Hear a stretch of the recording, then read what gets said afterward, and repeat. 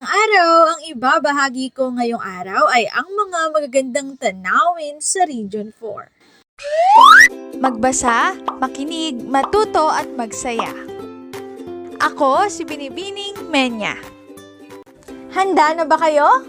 Tara na, umpisa na nating isa-isahin at pira-pirasuhin ang mga detalyeng nakapaloob dito. Maaari kong ibigay ang soft copy ng video na ito, mag-email ka lamang o kaya naman ay mag-message sa aking Facebook page. Ilalagay ko ang aking email sa gitnang bahagi ng video at ang Facebook page naman ay sa huling bahagi matatagpuan. Maraming salamat sa panonood! Tulad ng binanggit ko kanina, ang ibabahagi ko ngayong araw ay ang mga magagandang tanawin sa Region 4. Region 4, Calabarzon at Mimaropa ay mayaman sa mga kahanga-hangang tanawin na madalas dayuhin ng mga turista.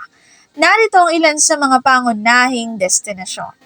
Region 4B, Mimaropa, Puerto Galera, Underground River at Coron.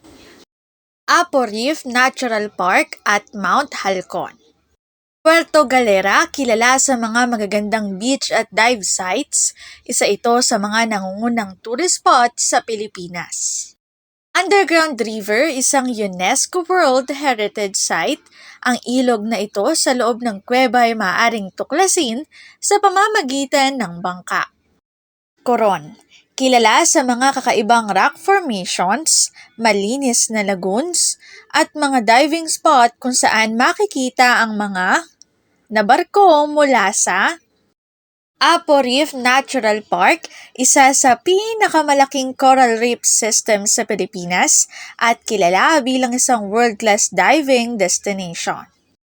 Mount Halcon, isa sa pinakamataas na bundok sa Pilipinas at paborito ng mga hikers na naghahanap ng mas matinding hamon. Narito ang sanggunian ng PowerPoint template na ginamit ko sa buong presentasyon.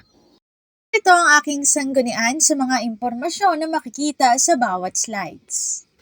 Mga magagandang tanawin sa Region 4. Dito na nagtatapos ang aking pagbabahagi. Sana ay marami kayong natutuhan. Muli magbasa, makinig, matuto at magsaya. Ako si Binibining Menya. Paalam! Paalala, ang wikang Filipino ay mapagpalaya, atin natin itong gamitin, mahalin at mas paunlarin.